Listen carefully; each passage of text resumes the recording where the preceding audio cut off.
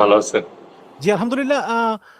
প্রধানমন্ত্রী তারেক রহমান ভারত যেতে পারেন এটা নিয়ে কানাঘুষা হচ্ছিল বহুদিন, এবং আপনি জানেন যে বাংলাদেশের প্রধানমন্ত্রীর আনুষ্ঠানিক অভ্যর্থনার জন্য একটা মহড়া রাষ্ট্রপতি ভবনে এটা করে আবার এটা ডিলিট করা হয়েছে, মানে চেঞ্জ অফ গার্ড অনুষ্ঠান হবে, তারপর বিজ্ঞপ্তিটা প্রত্যাহার করা হয়।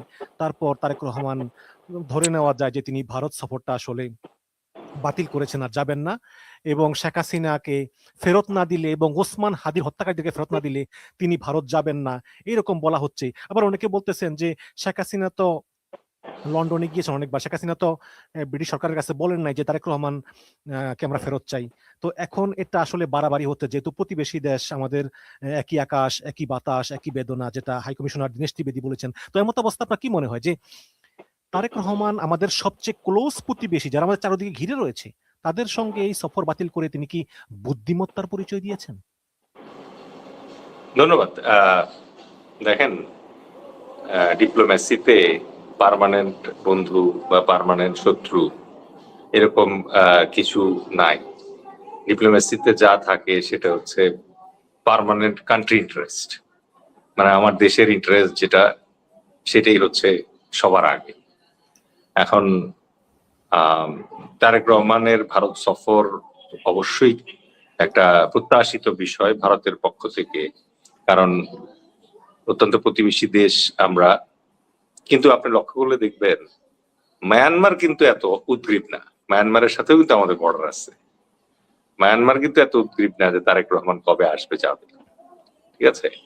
কারণ ভারতের অবস্থা হয়েছে যে, মানে ওই বলে না যে রান্নাঘরে কে রে, আমি কলা খাই না, ওইরকম একটা ব্যাপার হয়ে দাঁড়াইছে। কারণ ভারতের সাথে বাংলাদেশের যে সম্পর্ক, এই সম্পর্কটা বেশ জটিল আকার ধারণ করেছে এখন। কিভাবে জটিল আকার ধারণ করেছে এটা আমরা সবাই জানি।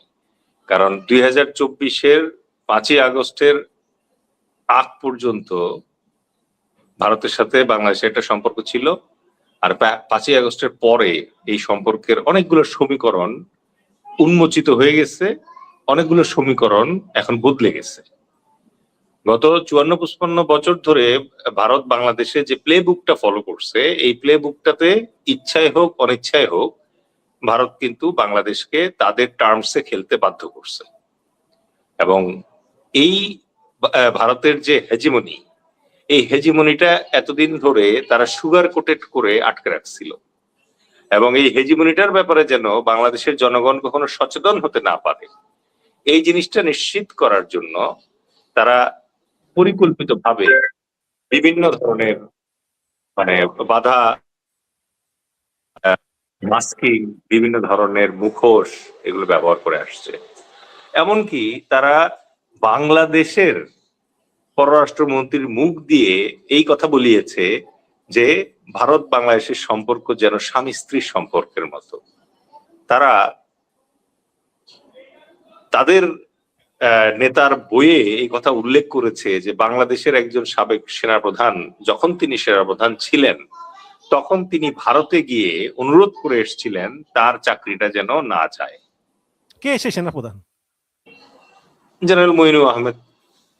ও আচ্ছা। ঠিক আছে, 1/11 পর এটা তো প্রণব মুখার্জির বইয়ে লেখা আছে যে তিনি গিয়ে তাকে রিকোয়েস্ট করেছিলেন যে তার যেন কোয়ালিশন ইয়ার বইতে। রাইট। এবং এই ভারত বাংলাদেশের প্রধানমন্ত্রীর মুখ থেকে বলিয়েছেন যে ভারতকে যা দিয়েছি তা কখনো ভোলা যাবে না। ঠিক আছে, তো এই যে হেজিমনির যে স্বরূপগুলো, এটা এতদিন লুকানো ছিল। এই 24-এর পর গিয়ে আমরা সচেতন হলাম যে ভারত যে আমাদের বিরুদ্ধে খুব পরিকল্পিত পানি সন্ত্রাস পরিচালনা করছে গত 54 বছর ধরে, এটা এতদিন আমরা টের পাই নাই সেভাবে। তাদের সাথে আমাদের একটা মাত্র চুক্তি, সেটা হচ্ছে গঙ্গা চুক্তি, সেটাই ডিসেম্বরে শেষ হয়ে যাবে। ঠিক আছে, আর বাকি যে নদীগুলো আছে এই নদীগুলোর উপরে অসংখ্য বাঁধ দিয়ে রাখেছে তারা। গঙ্গা নদী ভারতের গঙ্গোত্রী হিমবাহের গোমুখ থেকে উৎপন্ন হয়ে প্রায় 2500 মাইল অতিক্রম করে বাংলাদেশে প্রবেশ করেছে। কত বড় বাটপারি মানে বাংলাদেশের সাথে ভারত করেছে যে 30 বছরের যে গঙ্গা চুক্তি করেছে, সেই গঙ্গা চুক্তিতে শর্ত হচ্ছে পানি বন্টন মাপ দেওয়া হবে ফারাক্কা পয়েন্টে।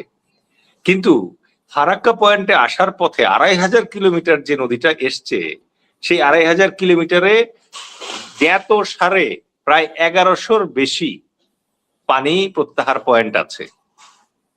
সুতরাং ফারাক্কায় এসে যতটুকু পানি পৌঁছায় তার খুব সামান্য অংশই ফারাক্কায় পৌঁছায়, বেশিরভাগই আসলে আগে সরিয়ে ফেলা হয়। সেইখানেও তারা বাংলাদেশের জন্য অলাভজনক যে টার্মস সেইটা চাপায় দিছে, এবং আমাদের জন্য কোনো গ্যারান্টি ক্লজ নাই। মানে তারা আমাদেরকে যতটুকু পানি দিবে ফারাক্কা থেকে গঙ্গায় ততটুকুতেই আমাদের সন্তুষ্ট থাকতে হবে। এই হচ্ছে পানি সন্ত্রাসের ব্যাপার।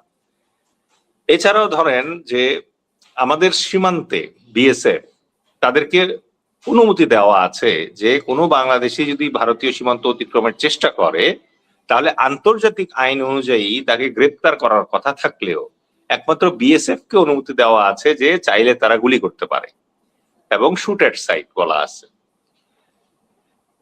ভারতে ইদানিং যেটা দেখা গেছে, সর্বশেষ যে ভারতের প্রাদেশিক নির্বাচনটা হলো, সেখানেও তারা প্রায় 96 লক্ষ লোককে ভারতীয় নাগরিক নয় মর্মে ডিক্লেয়ার করেছে, এবং তাদের এই ভারতীয় নয় নাগরিক যারা আছে তাদেরকে তারা বাংলাদেশি বলে।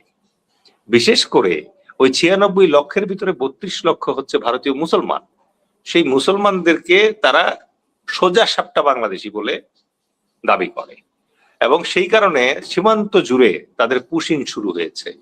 এবং সেই পুশিনের হেমন্ত বাবু একদিকে আছে আসামে, আর পশ্চিমবঙ্গে আছে শুভেন্দু বাবু।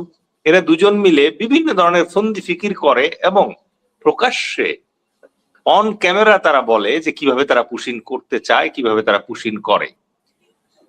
সর্বোপরি আমি শেখ হাসিনার প্রসঙ্গে আসবো, বাট তার আগেই সর্বোপরি যেটা বলবো যে বাংলাদেশের সাথে যে ভারতের বাণিজ্য ঘাটতিটা আছে এটা চোখে পড়ার মতো। ভারত থেকে অনায়াসে বাংলাদেশে সবকিছু ঢোকে, কিন্তু বাংলাদেশ থেকে ভারতে আপনি একটা পণ্য পাঠাতে যান, আপনার 101টা নন টেরিফ ব্যারিয়ার পার হয়ে তারপরে যেতে হয়। তো এই যে এতগুলো প্রতিবন্ধকতা, এই যে এতগুলো সমস্যা, আদানির কাছ থেকে 1 টাকার বিদ্যুৎ 17 টাকা দিয়ে কিনে নিতে হয় আমাদেরকে, কিনতে বাধ্য আমরা চাই বা না চাই। এখন নাকি আবার এক্সট্রা চার্জ দিতে হবে, এখন আবার এক্সট্রা চার্জ যোগ হচ্ছে। সুতরাং ভারত একটা মানে কাজ দেখাক যে কাজটা বাংলাদেশের উপকারের জন্য করেছে। বুঝলাম, কিন্তু দুইটা প্রশ্ন। সেটা হচ্ছে যে এখনই যেতে হবে কেন? মানে বলতেছে, মানে বিভিন্ন কূটনীতিকরা বলতেছে ভারতীয় যে এখন যদি না আসে তাহলে আগামী 1 বছরের ভিতর নরেন্দ্র মোদীর কোনো সাক্ষাতের শিডিউল পাওয়া যাবে না, এখনই আসতে হবে। তাহলে একেবারে এখনই আসতে হবে, এত তারা কেন? না, এটা তো নরেন্দ্র মোদী বলে নাই, এটা তো ধরেন ফার্স্টে মানে বিনা সিক্রি নামের একজন নাগিন ডিপ্লোম্যাট আছে ভারতের, অত্যন্ত অশালীন এবং অসভ্য একটা মহিলা। উনি কিভাবে ডিপ্লোম্যাট কিভাবে ছিলেন এবং বাংলাদেশের ডিপ্লোম্যাট ছিলেন, বাংলাদেশের রাষ্ট্রদূত ছিলেন, এটা একটা মানে তারা যে তাদের ভারতের যে চাণক্যপুরী বলে পররাষ্ট্র মন্ত্রণালয়ের এলাকাটাকে, চাণক্যপুরীর ডাস্টবিনে পড়ে থাকা আবর্জনা যে বিনা সিক্রি, তাকে তারা বাংলাদেশে পাঠিয়েছিল। কারণ তখন তো বাংলাদেশে আসলে ডিপ্লোমেসি বা কূটনীতি বলতে কোনো কিছু দরকার ছিল না, সুতরাং অচল মাল দরিয়া মেঠাল তো বাংলাদেশে পাঠিয়েছিল। সে এটা জানছে, জানার পরে সে কাকে জানাইছে হচ্ছে শেখ হাসিনা যখন পালায়া যায় তখন 3টা অভূতপূর্ব ঘটনা ঘটছে। একটা হচ্ছে শেখ হাসিনা পালায় যাওয়ার সাথে সাথে পুলিশ কর্মকর্তারাও পালায় গেছিল। এটা পৃথিবীর ইতিহাসে এভাবে এর আগে কখনো দেখা যায় না। দ্বিতীয়ত পালায় গেছিল বায়তুল মোকাররমের খতিব। খতিব সাহেবের আসলে কি সমস্যা ছিল এটা উনি ভালো জানেন। কোনোদিন যদি দেখা হয় তাহলে আমি জিজ্ঞেস করবো যে হুজুর আপনার কি সমস্যা ছিল শেখ হাসিনা পালানোর সময়, আপনি কেন পালাইলেন সাথে? আর হচ্ছে কিছু এনজিওর কর্মী আছে যারা শেখ হাসিনা পালানোর সাথে সাথে দেশ ত্যাগ করে দেশের বাইরে গিয়ে এখন ছোট বড় ইউটিউব চ্যানেল খুলে বসছে। ঠিক আছে, আপনার ফ্রেন্ড নবনীতা, ঠিক আছে, আমাদের মহামান্য রাষ্ট্রপতি সাবেক মহামান্য রাষ্ট্রপতি, যাকে নাইস এন্ড অ্যাট্রাকটিভ বলেন, উনি সর্বপ্রথম তার ইউটিউব ভিডিওতে জানাইলো যে অমুক অমুক অমুক তারিখের ভিতরে যদি না যায় তাহলে নাকি তারেক রহমান আর ভারতে যাইতে পারবে না। তা আমার কথা হচ্ছে যে উনি এনজিওর মানে লোকজনের সাথে তার কানেকশন ছিল, তারপরে ধরেন সংস্কৃতি অঙ্গন মিডিয়ার লোকজনের সাথে কানেকশন ছিল, উনি কিভাবে নরেন্দ্র মোদীর ইয়ারলি ক্যালেন্ডার দেখার চান্স পাইলো? এটা বিনা স্বীকৃতি তো জানে। তো এখন ধরেন যে এই যে মাঝে মাঝে বোকার মতো মনে করেন যে ওনারা যে পেইড এজেন্ট, এটার যে প্রমাণ দিয়ে ফেলেন, এখন এই কারণে মনে করেন যে এই তারিখগুলো আসছে। বাংলাদেশের সাথে ভারতের মনে করেন যে দ্বিপাক্ষিক সম্পর্কের গুরুত্বটা এখন অনুধাবন করতে হবে। বাংলাদেশের ভারতের দরকার নাই, ভারতের এখন বাংলাদেশকে দরকার। এই কথাটা এতদিন ধরে ঘুরাইয়া বলতো ওরা, এই কথাটা এখন আমরা বলতে পারি। কারণ আমরা যদি না থাকি তাহলে চীন কিন্তু শিলিগুড়ি করিডোর খেয়ে ফেলবে। আমরা যদি তাদেরকে সহায়তা না করি তাহলে কিন্তু এদিক দিয়ে যেই মনে করেন যে কানটা আপনি এদিক দিয়ে চুলকাইতে পারতেন, এখন আপনি এইভাবে ঘুরে আসে চুলকাইতে হবে। তো এটাতে কষ্ট আছে। তো এই কষ্টটা করতে যেহেতু চান আপনারা, তাহলে করবেন, কিন্তু ওনারা তো করতে চান না।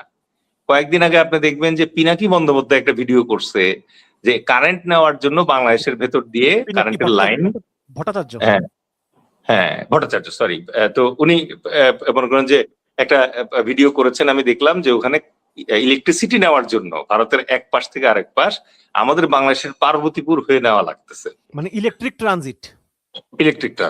এখন তাইলে আমার কথা হচ্ছে বাংলাদেশ, মানে আমি একজন রাজনীতিবিদ হিসেবে এবং একজন ধরেন বুদ্ধিমান অথবা ধরেন স্বাভাবিক বুদ্ধিসম্পন্ন মানুষ হিসেবে বিলিভ করি, ভারতের সাথে তো আমার যুদ্ধ করার দরকার নাই। আমার দেশের সরকারের ভারতের সাথে যুদ্ধ করার কোনো ইচ্ছা, ভারত আস্তে আস্তে শিক্ষিত এবং সভ্য হইতে শুরু করছে।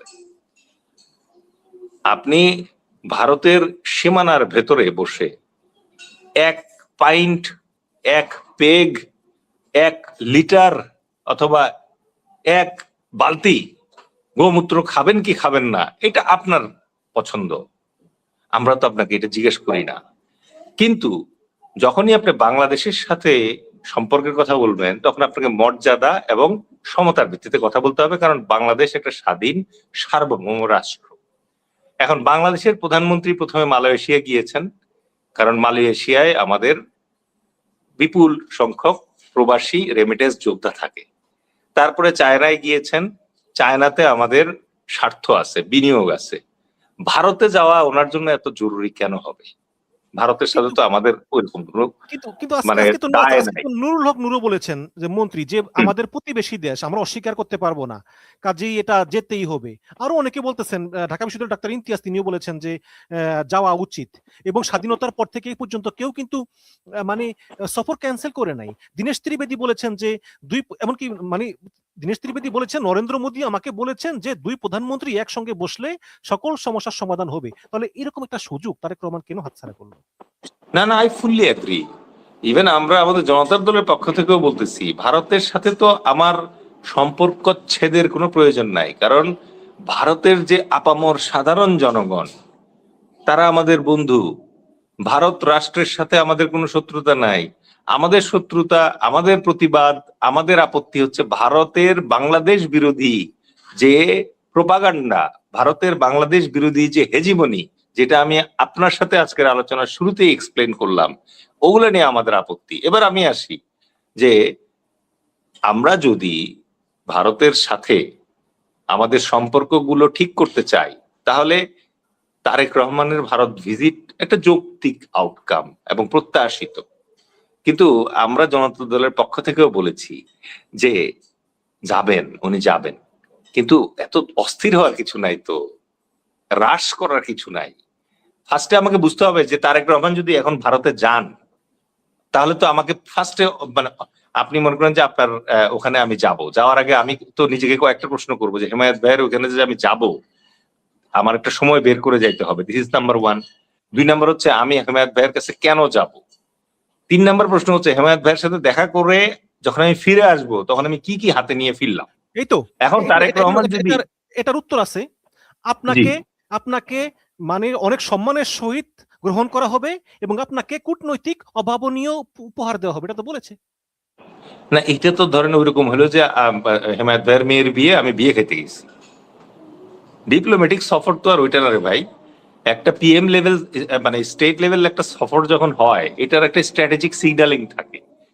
আমার প্রশ্ন হচ্ছে, আজকে তারেক রহমান যদি ইন্ডিয়া যায়, ফিরে আসলে পরে তো আমি জিজ্ঞেস করবো যে স্যার কি নিয়ে আসছেন, আপনি কি গঙ্গার পানি চুক্তির ব্যাপারে কোনো অগ্রগতি করে আসছেন?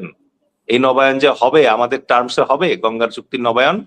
গঙ্গা চুক্তিতে স্টিল মনে করেন যে 10টা পয়েন্ট আছে জনতা দলের পক্ষ থেকে আমরা পেশ করছি, যে 10টা পয়েন্ট এনশিওর করতে হবে। 1 নম্বর হচ্ছে ন্যায্য পানির হিস্সা, 2 নম্বর হচ্ছে যে গঙ্গার একেবারে উৎপস্থল থেকে ফারাক্কা পয়েন্ট পর্যন্ত কোথায় কোথায় পানি সরিয়ে নেওয়া হয় তার স্পষ্ট হিসাব। 3 নম্বরে আমরা যেটা বলেছি যে এই প্রত্যাহারের প্রেক্ষিতে আমাদের প্রাপ্য পানির মাত্রা নির্ধারণ করতে হবে। 4 নম্বরে আমরা বলছি যে আমাদের গ্যারান্টেড পানির ক্লজ দেওয়া লাগবে। 5 নম্বরে আমরা বলছি যে যদি কোনো কারণে মানে আপনি আমার সাথে শর্ত ভঙ্গ করেন, তাহলে আমি আন্তর্জাতিক আদালতে যাইতে পারবো। গত 30 বছরের গঙ্গা চুক্তিতে কিন্তু এই লাইনটা নাই যে আমরা আন্তর্জাতিক আদালতে যাইতে পারবো। নেক্সট হচ্ছে যে আপনার পানি না দেওয়ার কারণে যদি আমার দেশের কোনো ক্ষতি হয়, এই ক্ষতিপূরণ আপনি দিবেন। এগুলা ক্লজ কি উনি দিবেন গিয়ে?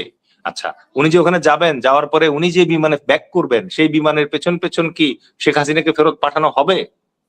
শেখ হাসিনা তো একটা ইম্পর্টেন্ট ফ্যাক্টর হয়ে দাঁড়াইছে দুইটা দেশের ডিপ্লোমেসির মাঝখানে, রাইট? তো আপনি কি মনে করেন যে তারেক রহমান আসলে নিরাপদ না ভারতে? এরকম না, ভারতে ভারতীয় অতিথির নিরাপত্তার সংকট আছে এরকম আমি মনে করি না। মানে ধরেন আমি তো মানে 18-19 বছরের কিশোর না, যুবক না, যে আমি অযথাই মনে করেন যে অন্ধ প্রতিবাদ অথবা বিক্ষোভ জানাবো। ভারত একটা বৃহত্তর গণতন্ত্র এবং অত্যন্ত মানে পৃথিবীর 5ম শক্তিশালী সামরিক শক্তি। ভারতকে ছোট করে তো কখনো কথা বলি না, কিন্তু একই সঙ্গে ভারতে আজ পর্যন্ত কোন রাষ্ট্রীয় অতিথিকে মানে আততায়ী হত্যা করতে পারছে? তা তো পারে নাই। সুতরাং সেই নিরাপত্তা তারা নিশ্চিত করবে, এটুকু আমি জানি, এবং তারা এই রিস্ক নিবে না। বাংলাদেশের প্রধানমন্ত্রী যদি ওখানে গিয়ে কোনো কারণে আক্রান্ত হন বা কোনো কারণে মানে আহত নিহত হন, এইটার কারণে যে রিপেল ইফেক্ট পড়বে বাংলাদেশে, এটার মানে সহ্য করার ক্ষমতা তো ভারতের নাই। এবং আমি এটা নিয়ে এই আলোচনায় যাব না।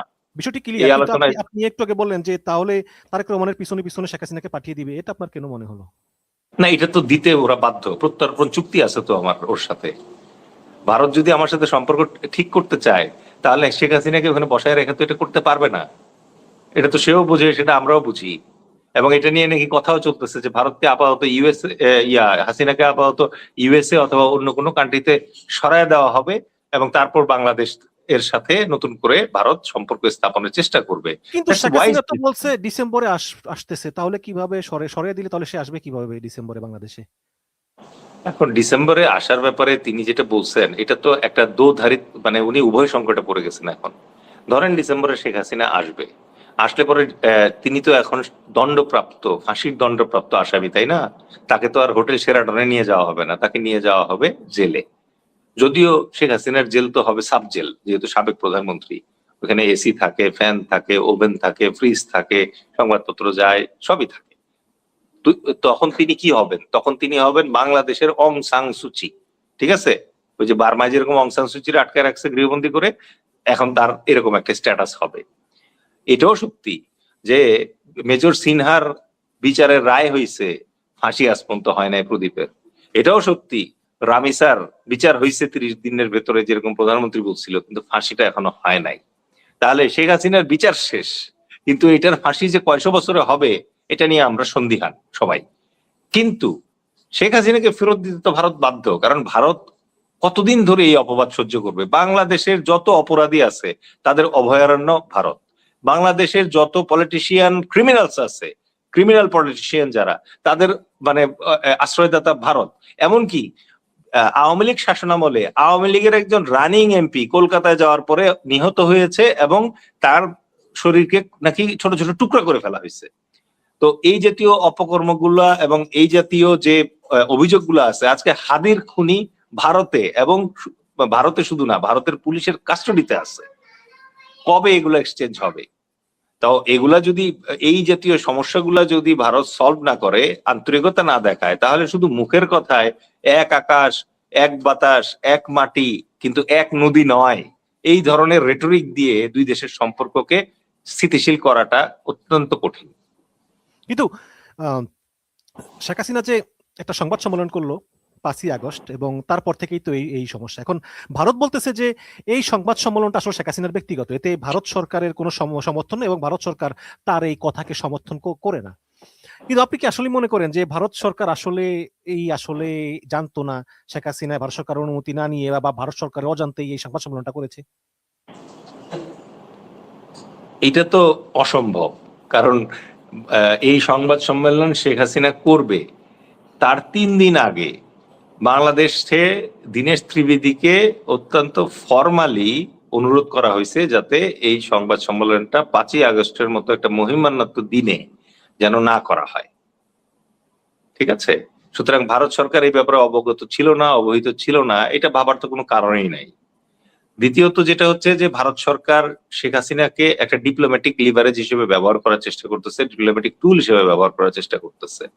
এবং ভারত সরকার অবশ্যই ভারতে শেখ হাসিনাকে আশ্রয় দিয়েছে, তার সামরিক নিরাপত্তা উপদেষ্টা যে ছিল তাকে আশ্রয় দিয়েছে, এবং তার কাছ থেকে বাংলাদেশের যাবতীয় গোপন সামরিক নকশা, পরিকল্পনা, ট্রেনিং ডক্ট্রিন সবকিছু টোটো করে লিখে বের করে নিচ্ছে। এরা নাকি ক্যান্টনমেন্টে আছে, ফোর্ট উইলিয়াম ক্যান্টনমেন্টে। তো আপনি যদি এরকম একটা সুযোগ পান, 3টা ভারতীয় জেনারেল আপনার কাছে এসে পালাইছে, আপনি কি তাকে বসে বসে সিগারেট খাওয়াবেন? আপনি তো তার কাছ থেকে ট্রেড অফ করবেন না। তো মানে যখন আপনি তাকে বলবেন যে না, আপনাকে আমি 1 মাস মানে আমার এখানে আশ্রয় দিব, এই 1 মাস আমার এখানে আশ্রয়ের বিনিময়ে আপনি আমাকে কি কি তথ্য দিবেন? এই তো এমনি এমনি তো ওখানে বসায় রাখে নাই, কোনো যুক্তি আছে? যুক্তি নাই তো কোনো। তো এই জন্যই আমি বললাম যে এই যে কাজগুলো তারা করছে সেখানে, এটা কি বিশ্বাসযোগ্য যে তারা না জেনে করছে? অবশ্যই তারা না জেনে করছে না। বাট আমি ভারতকে অনুরোধ করব যে বাংলাদেশকে অনেক উপেক্ষা, অনেক মানে অপমান, অবমাননা এবং অনেকভাবে বঞ্চিত তারা এতদিন করেছে, তারা এই ভুলটা যেন আর মানে না বাড়ায়। কারণ ধরেন যখন শেখ হাসিনা তাদেরকে অনেক কিছু দিয়েছে, তখন তারা অনেক কিছু পেয়েছে, এবং এখন পর্যন্ত দেখা যাচ্ছে যে ভারত বাংলাদেশের সঙ্গে নয়, বাংলাদেশের সরকারের সঙ্গে নয়, বাংলাদেশের জনগণের সঙ্গে নয়, শুধুমাত্র শেখ হাসিনার সাথে ভারত সম্পর্ক অটুট রাখতে চায়। শেখ হাসিনাকে এখনো তারা সেফ করার চেষ্টা করছে। একজন মানবতা বিরোধী অপরাধে দণ্ডপ্রাপ্ত আসামিকে ভারতের মতো গণতান্ত্রিক দেশ কিভাবে আশ্রয় দেয়, এবং কিভাবে তারা বাংলাদেশের সম্পর্কের ক্ষেত্রে তার দিল্লিতে উপস্থিতি যখন একটা প্রতিবন্ধকতা, সেই প্রতিবন্ধকতা অপসারণ না করে তারা কিভাবে সেই দিল্লিতে তারেক রহমানকে আমন্ত্রণ জানায়। এটা তো একটা সভ্যতা ভব্যতার একটা ব্যাপার আছে, তাই না? না, অবশ্যই পররাষ্ট্রমন্ত্রী নিশ্চয়ই আমাদের চেয়ে অনেক জ্ঞানী এবং তিনি বুঝে শুনে সেই সিদ্ধান্ত নিয়েছেন। আপনি কি আসলেই মনে করেন যে শেখ হাসিনা ডিসেম্বরে আসবে, নাকি তিনি এগুলো শুধু কর্মীদের মনোবল বাড়ানোর জন্য বলতেছেন? দেখেন, কার্যক্রম নিষিদ্ধ আওয়ামী লীগের এই মুহূর্তে অন্য কোনো কার্যক্রম নাই। অন্যান্য নেতা যারা আছেন, মানে এটা তো এখন সবাই বলা বলি করে যে প্রথমে আপা চলে গেছে, আপার ছেলে এখন থাকে আমেরিকায়, আপা থাকে দিল্লিতে, আপার মেয়ে থাকে দিল্লিতে, আপার মানে ভাই বেরাদর যারা আছে তারা কেউ থাকে দুবাই, কেউ থাকে দিল্লি, কেউ থাকে কলকাতা, মানে দেশে কেউ নাই। তো আপা এবং আপার মানে যারা আত্মীয় স্বজন ছিল তারা তো সবাই এখন দেশের বাইরে প্রবাসী। কিন্তু দেখেন, ওরা কিন্তু রেমিটেন্স পাঠায় না বাংলাদেশে। তো তারা এখন রাজনৈতিক ভাবে বাইরে গিয়ে আশ্রয় নিয়েছে। এখন আপার যে মুরিদরা আছে, যারা জয় বাংলা কলেমা এবং দুরূদ পড়ে মনে করেন যে এতদিন ধরে বাঁচছে, তারা তো এখন একটা ভয়াবহ মানে সংকটে পড়ে গেছে। এখন অন্য কেউ যদি কথা বলে সেই কথার তো আর দাম নাই। তো শেষ নর্তকী একজন, সেটা হচ্ছে শেখ হাসিনা। তাকে দিয়ে 2 দিন পর পর কথা বলায়, তাও আবার চেহারা দেখায় না। এখন এই কথা কি উনি বলে না ইয়াই বলে, এটা নিয়েও সন্দেহ করে অনেকে। মানে একটা দলের রাজনীতি কি পরিমাণ দুর্বল এবং মানে অপ্রাসঙ্গিক হয়ে গেলে এরকম অবস্থা দাঁড়ায়। এখন এইখানে এসে দলকে চাঙ্গা রাখার প্রসঙ্গটা আসলে আমি বুঝি না। দলের যে কর্মী আপা আসবে বলে এখনো মানে তসবি জপতেছে, সে ওই আপার একটা কণ্ঠস্বর শোনার পরে একটু হয়তো শিহরিত হয়, বাট দিন শেষে তো তারও বাসায় কারেন্ট নাই, তাকেও তো মনে করেন যে এই অর্থনৈতিক প্রেশারটা ফিল করতে হইতেছে। এখন তো আর মনে করেন যে হেলমেটের বিনিময়ে টাকা আসে না। তো এই বাস্তবতায় এসে আপনি যেটা বলছেন ডিসেম্বরে আসার প্রসঙ্গ, ডিসেম্বরে যদি উনি আসেন তাইলে হবে ফাঁসি। ডিসেম্বরে যদি উনি আসতে না পারেন তাইলে হারাবেন দলের আস্থা। উনি তো এখন দোধারি তলোয়ারের ভিতরে পড়ে গেছেন। আমার মনে হয় জনাব ডেলিজ খান তিনি বলবেন যে আমি তো আসতে চাইছিলাম, সরকার তো আমাকে ট্রাভেল পাস দেয় না, ইত্যাদি ইত্যাদি বলে হয়তো বা এটাকে পাস না, করতে। এরকম গল্প ধরেন এর আগেও আমরা আমাদের বাংলাদেশের অনেক রাজনীতিবিদদের কাছ থেকে শুনেছি যে আমার আসা যাওয়া আমার একাধিক সিদ্ধান্তের উপরে না। তো এটা রাজনৈতিক রেটরিক। হ্যাঁ, যদিও আবার ভারতও বলেছে যে হ্যাঁ, এটা বিচার বিভাগের বিষয়, এটা বিচার বিভাগের বিষয়, ভারতের বিচার বিভাগের বিষয়, শেখ হাসিনা ফিরবে কি ফিরবে না। আরেকজন সাবেক হাই কমিশনার পিনাক রঞ্জন তিনি বলেছেন যে এই জামাত এনসিপির কুপরামর্শেই তারেক রহমান এই সিদ্ধান্ত নিয়েছেন। আপনার কি তাই মনে হয় যে আসলে বিরোধী দলের একটা চাপ ছিল কিনা? আমাদের বিরোধী দল তো অত্যন্ত গৃহপালিত বিরোধী দল, ও তো চাপও দেয় না, চুপও দেয় না। অত্যন্ত বলতে কি জাতীয় পার্টির চেয়েও গৃহপালিত? আমার তো ইদানিং এই অবস্থায় মনে হচ্ছে দেশের যা অবস্থা ভাই, 180 দিনে মনে করেন যে কি পাইছি আমরা বলেন তো। মানে জনগণ তো প্রতারিত হইতে হইতে মনে করেন যে এখন দিশেহারা হয়ে গেছে। একে তো হচ্ছে ধরেন কোনো কথা রাখে নাই, জুলাই স্পিরিট তো মনে করেন যে স্পিরিটের মতো উবে গেছে, ঠিক আছে। এখন মনে করেন যে পেট্রোলের দাম, ডিজেলের দাম, তেলের দাম অলরেডি 2 থেকে 3 বার বাড়ছে লাফায় লাফায়, এক বিন্দুও দাম কমে নাই। বিদ্যুতের দাম ডাবল হয়ে গেছে, গ্রামে 2 ঘন্টা বিদ্যুৎ থাকতেছে না, শহরের নিয়মিত লোডশেডিং চলতেছে, সরকার বলতেছে 2 বছর লাগবে সব ঠিক হইতে, হাসপাতালে হাহাকার চলতেছে, বাজারে হাহাকার চলতেছে। মানে আপনি আসলে কি দিয়ে বুঝ দিবেন যে সরকারকে আরেকটু সময় দেই? একমাত্র না, মাননীয় প্রধানমন্ত্রীর ভদ্রতা বোধ, কম কথা বলা, এবং ধরেন যে তার যে বিচক্ষণ ভাবে উনি পরিস্থিতি সামাল দেওয়ার চেষ্টা করতেছে, এইটার জন্য মনে করেন যে কিন্তু আজকে জনগণ তো দলমতের বিশেষে বসে আজকে আছে। তো আমির খসরু বলছে যে গত 15 বছর শেখ হাসিনা এবং 2 বছর ইউনূস সরকার অর্থনীতিকে ধ্বংস করে দিয়ে গেছে, কাজে 17 বছরের ম্যাচটা সারাইতে একটু সময় লাগবে। এখন উনি তো সিনিয়র পলিটিশিয়ান, ওনার ব্যাপারে আর কি বলবো। উনি তো মনে করেন যে বেকায়দায় ফেলে দিছিল একবার হংকং এর সাথে, মানে বাংলাদেশের হংকং এর দূতাবাস খুলে চীনের সাথে আমাদের রিলেশনশিপ পুরোপুরি টপসি টাপি করে ফেলছিলেন। হংকং নাকি তাইওয়ান? সরি, তাইওয়ানের ওইটা তো। এগুলা তো আমরা সিনিয়র পলিটিশিয়ানদের কাছেই শুনি। তো উনি এখন অর্থমন্ত্রী আছেন, অর্থের যে মানে যোগান, এটার ব্যাপারে বাস্তবতা তো এখন এই যে বিভিন্ন ধরনের ইউটিউবারদের মানে যে ব্যাখ্যা এবং উদাহরণ এবং প্রমাণ উপস্থাপনের প্রেক্ষিতে এখন তো আমরা সবাই এগুলো বুঝি, অর্থনীতি তো খুব একটা ভালো অবস্থায় নাই। তো এই অবস্থায় এসে উনি যেগুলো বলার চেষ্টা করতেছেন এগুলো তো আমাদেরকে উৎসাহিত করে না। এখন সমস্যা হয়ে গেছে, জেনারেশন গ্যাপ তৈরি হয়ে গেছে। উনার ল্যাঙ্গুয়েজ আর তারেক রহমানের ল্যাঙ্গুয়েজ আমার কাছে ভিন্ন মনে হয়। তারেক রহমান কিন্তু অনেক বেশি স্ট্রেট ফরওয়ার্ড কথাবার্তা বলেন, এবং উনি ধরেন উনি উনি কিন্তু বলছিলেন he is a man of plan, উনি বলছিলেন আই হ্যাভ প্ল্যান, রাইট। সেই উনি কিন্তু বিরোধী দলকে বলছে যে তোমাদের কাছে যদি আমার চেয়ে বেটার প্ল্যান থাকে তোমরা প্ল্যান দাও। তার মানে কি, উনি তো এই জায়গাটা উদারতা দেখাচ্ছেন। কিন্তু এই যে খসরু ভাইদের ল্যাঙ্গুয়েজ তো মানে আসলে রিটায়ারমেন্টের সময় হয়ে গেছে এখন। ওনার জন্য শুভকামনা রইলো, উনি স্পেস করে দিক। নতুন এনার্জেটিক যে মানে পলিটিশিয়ানসরা আছে, যারা ইকোনমিস্ট আছে, তারা একটু স্পেস পাক, উনি একটু মেন্টরশিপে যাক, কারণ ওনার কথায় তো আস্থা পাই না আমরা। জি, ধন্যবাদ। আপনি বলেছেন যে ইয়াংদেরকে সুযোগ দেওয়া হোক, বাট বিরোধী দলের ব্যাপারে আরেকটু বলেন, বিরোধী দলকে কেন আপনার মনে হয় যে এটা গৃহপালিত?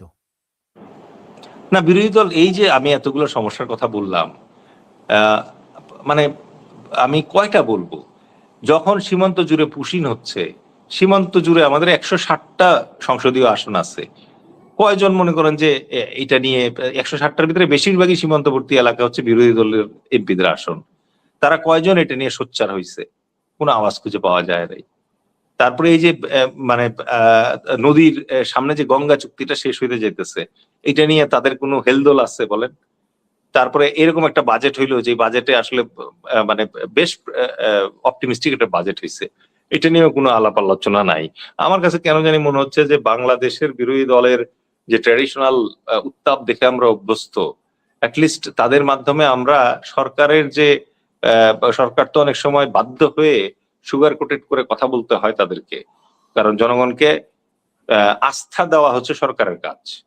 সরকারের পকেটে কিছু না থাকলেও সরকার ওই ভান ধরবে যে না সব ঠিক আছে, ধৈর্য ধরেন, প্যানিক যাতে না ছড়ায়।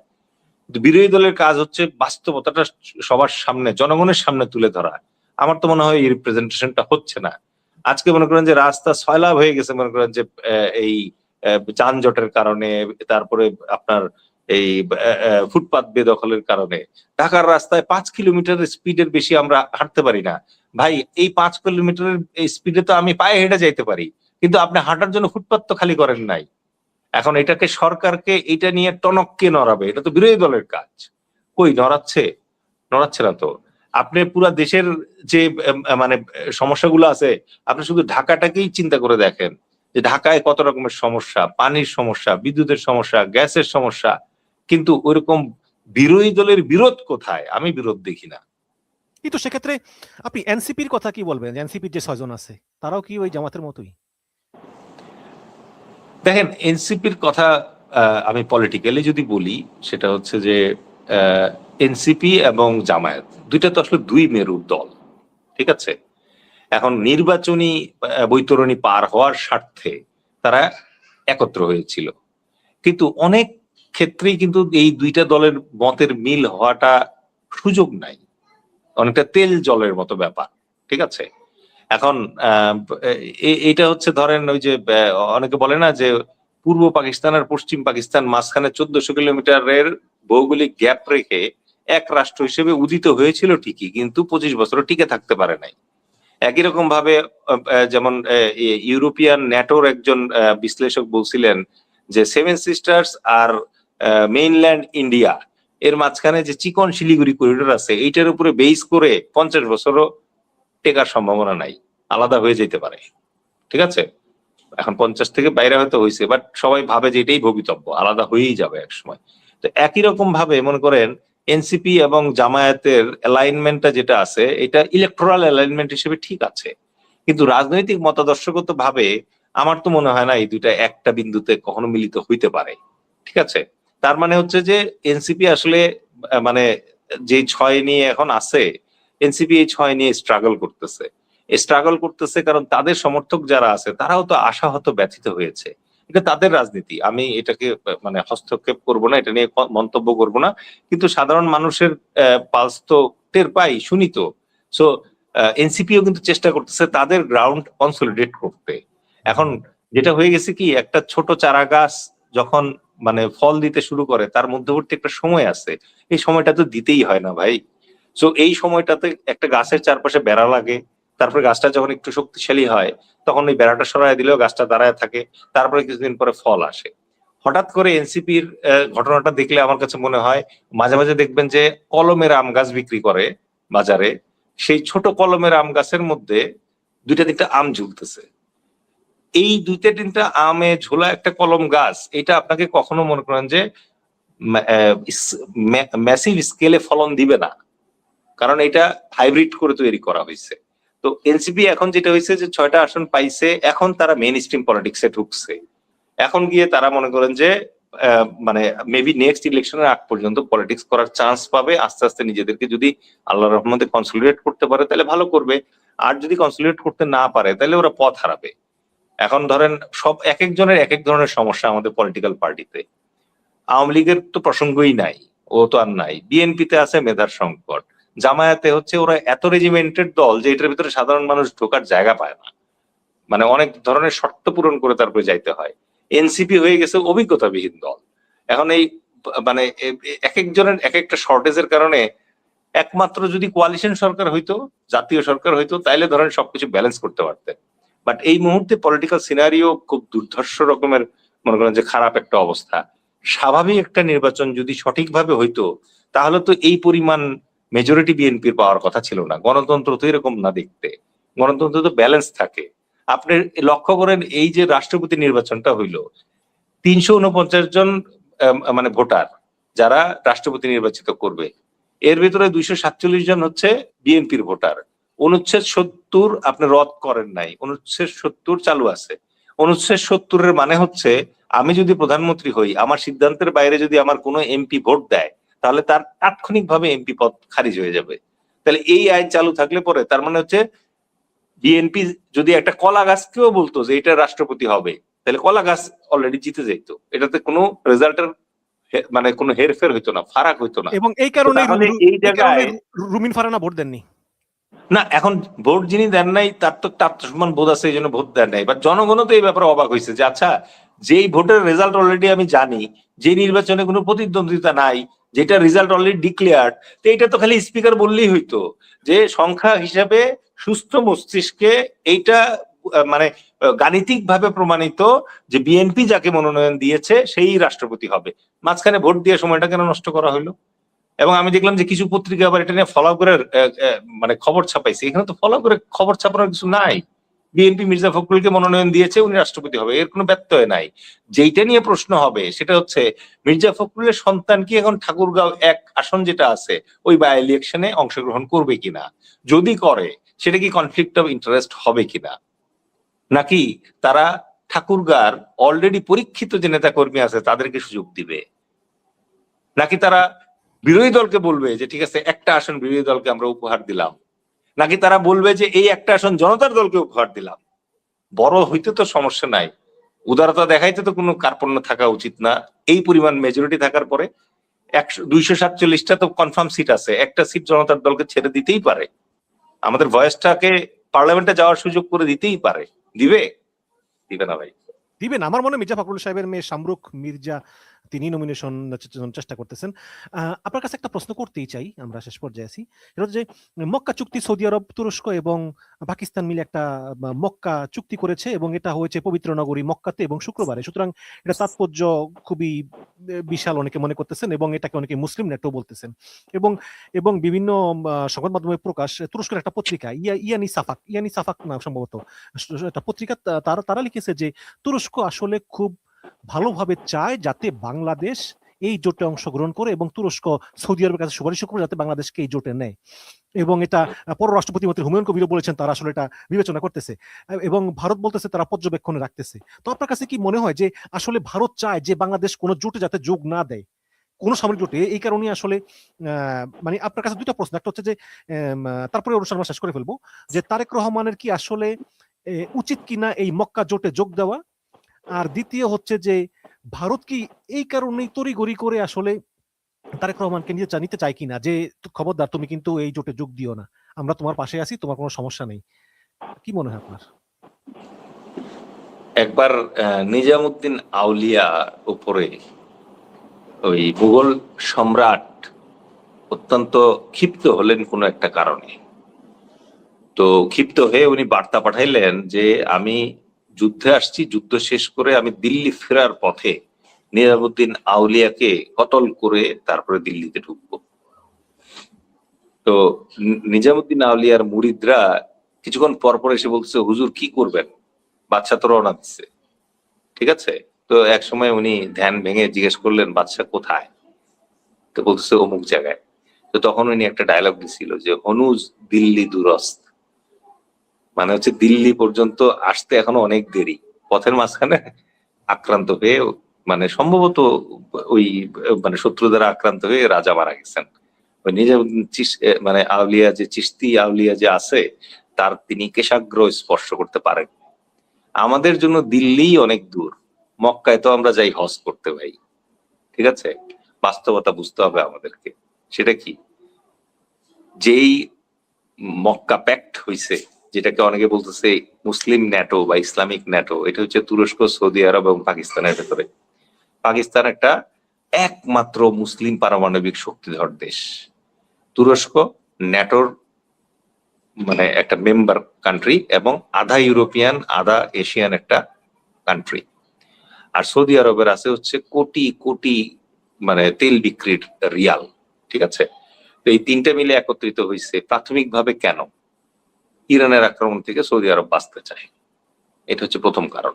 ঠিক আছে, সো এই যে মানে ইরানের আক্রমণ থেকে সৌদি আরবের বাঁচার আকাঙ্ক্ষা, তার প্রেক্ষিতে যে জোট তৈরি হয়েছে, এই জোটে বাংলাদেশের স্টেক কি আছে কি নাই? ইরান কি আমাদের শত্রু না সৌদি আমাদের শত্রু? আমাদের কোনো স্টেক নাই। সুতরাং ওই যে শেখ হাসিনার মতো নরেন্দ্র মোদীর ওখানে একবার বেড়াইতে আসছিল অন্যান্য দেশের রাষ্ট্রপতি, শেখ হাসিনা করছিল কি ওই যে কার্পেটের উপর থেকে নেমে সারি ধরে তেরসরা ভাবে হাঁটা শুরু করছিল ওই ইয়ার পাশে, বাইডেনের পাশে আর ইয়ার পাশে গিয়ে দাঁড়াবে এই জন্য, ঠিক আছে? তো এই তেসরা হাঁটার দরকার নেই। বাংলাদেশকে এখন যেটা মাথায় রাখতে হবে, তুরস্কের সাথে অলরেডি বাংলাদেশ বায়োলেটারালি কাজ করতেছে, দ্বিপাক্ষিক ভাবে কাজ করতেছে। আবার তো ড্রোন নিয়ে। সৌদি নৌ জোটের সদস্য হয়েছে 13টা দেশ সহ হুরমুজ পাহারা দেওয়ার জন্য। ওইখানে তো আমার মনে করেন যে তেলের ইয়া তো জাহাজ তো ওদিক দিয়ে আসে, তাই নৌ জোটে যাওয়ার কিন্তু যুক্তি আছে। কিন্তু এই সামরিক জোটের ভিতরে গিয়ে বাংলাদেশ কেন ঢুকবে? তাদের যেসব শত্রু আছে সেসব শত্রু কি আমাদের শত্রু? আমাদের শত্রু তো হচ্ছে ভারত আর মায়ানমার। তো ভারত আর মায়ানমারের বিরুদ্ধে কি আপনার মনে হয় যে পাকিস্তান আমাদের যুদ্ধ করে সহায়তা করবে? পাকিস্তান তো 1971 সালে পুরো পাকিস্তানই ঠেকাইতে পারে নাই। আজকে যদি ইন্ডিয়ার সাথে আমার যুদ্ধ লাগে, ও আমার কি সরাসরি সৈন্য পাঠাবে? ও আমার জন্য পারমাণবিক বোমা ব্যবহার করবে কখনো? এগুলা কি স্বপ্ন দেখি আমরা? সবচেয়ে বড় কথা হচ্ছে আমরা কি আমাদের সেই চার্ম তৈরি করতে পারছি, অ্যাট্রাকশন তৈরি করতে পারছি যে আমার ভিতরে সেই আলফা ইমেজ আসছে, সিগমা ইমেজ আসছে, যে আমার জন্য দৌড়াচ্ছে এখন পাকিস্তান, তুরস্ক আর সৌদি আরব। আমার দেশের মনে করেন যে শ্রমিকরা ওখানে যায়, সৌদি আরব তো আমাদেরকে মিসকিন বলে। ওইখানে আমাদের লোকজন মনে করেন যে রেমিটেন্স আর্নিং এর জন্য পাতার ঘাম পায়ে ফেলতেছে। এদেরকে কত ভাবে নির্যাতন করে সৌদি আরব। সেই সৌদি আরব কি রাতারাতি আমাকে মাথায় তুলে নিয়ে বসবে? আমরা কি মানে ওদের শেখ বন্ধু হয়ে গেছি? কি আছে আমাদের? স্বর্ণের খনি আছে, হীরার খনি আছে? কিছুই তো নাই। ইভেন আমরা যে লেবার ভাইদেরকে পাঠাই, তাদেরকে আমরা এত অপ্রস্তুত, আনস্কিল করে পাঠাই যে তারা ওইখানে গিয়ে মনে করেন যে বেহদ বেজ্জতি হয়। তো এই জায়গায় মনে করেন যে, শোনেন আমি বলি, এই জোটের ভিতরে আমাদের পাওয়ার কিছু নাই এই মুহূর্তে, ঠিক আছে? সবসময় একটা জিনিস আমাদের সবার মনে রাখতে হবে, যখন আপনার কিছু আমাকে দেওয়ার থাকে তখন আমারও আপনাকে কিছু দেওয়ার থাকে। এই জন্য শব্দটা হচ্ছে লেন আর দেন। কিন্তু একতরফা ভাবে কেউ কাউরে যেটা দেয় ওইটা তো মনে করেন যে আমি কি এটা প্রাপ্য? আমাকে কেন মনে করেন যে সামরিক মানে প্রহরা দিয়ে রাখবে এত বড় তিনটা দেশ? আমি তাদেরকে কি দিছি? সো আমার দেওয়ার যে জিনিস আছে এগুলাকে রেডি করতে হবে। আমরা যেদিন বলতে পারবো যে সৌদি আরবে আমরা এখন থেকে এমন শ্রমিক পাঠাবো যে শ্রমিক মনে করেন যে বিদ্যুতের মতো কাজ করবে, যে শ্রমিকের জন্য আপনি মনে করেন যে 10,000 রিয়াল করে বেতন দিতে পারবেন আপনি, আমরা যেদিন পাঠাইতে পারবো সেদিন তারা আমাদেরকে মাথায় নিয়ে নাচবে। পাকিস্তানকে আমরা যেদিন কনভিন্স করতে পারবো যে হ্যাঁ আমার কাছে ওই পরিমাণ সামরিক সক্ষমতা তৈরি হয়েছে, এখন পর্যন্ত একটা যে জেট-এনসি বিমান আসে নাই ভাই, চুক্তি হয়েছে, চুক্তিও হয় নাই, কিছুই নাই। এই অবস্থায় মনে করেন যে ওই যদি মনে করেন যুদ্ধ লাগেও, পাকিস্তান যদি বাংলাদেশের একটা SOS কল দেয় যে ভাই আমার সাথে যুদ্ধ লাগছে, তোমার সাথে চুক্তি আছে, তুমি কিছু করো, আমি কি করব? কিচ্ছু করার নাই। সুতরাং আমি যেহেতু কিছু করতে পারবো না, ও আমার মনে করেন যে কিছু এখন করবে না। সৌদি আরব তো টাকার মানে বান্ডেল নিয়ে বসে আছে, ও তো মনে করেন যে আমার কাছ থেকে, তুরস্ক হচ্ছে মনে করেন যে এমন এমন প্রযুক্তি তৈরি করতেছে যেগুলো সে ইউরোপে বিক্রি করে, আফ্রিকাতে বিক্রি করে, অন্যান্য দেশে বিক্রি করে। আমাদের সাথে তার চুক্তি কি? সে আমার কাছে মাল সামানে বিক্রি করতে চায়। বাংলাদেশ এখন কি নিয়ে স্ট্রাগল করতেছে? বাংলাদেশ তারে বলতেছে ভাই তুমি শুধু আমার মাল বিক্রি করো না, তুমি আমাকে শুধুমাত্র ড্রোন দিও না, তুমি সাথে আমাকে প্রযুক্তি দাও। টেকনোলজি ট্রান্সফারে তাকে রাজি করানোর চেষ্টা করতেছে। এই জায়গাগুলোতে এসে এখন দরকার হচ্ছে আমাদের বিনিয়োগ। আমাদের চাইনিজ বিনিয়োগ দরকার, টার্কিশ বিনিয়োগ দরকার, সৌদি বিনিয়োগ দরকার।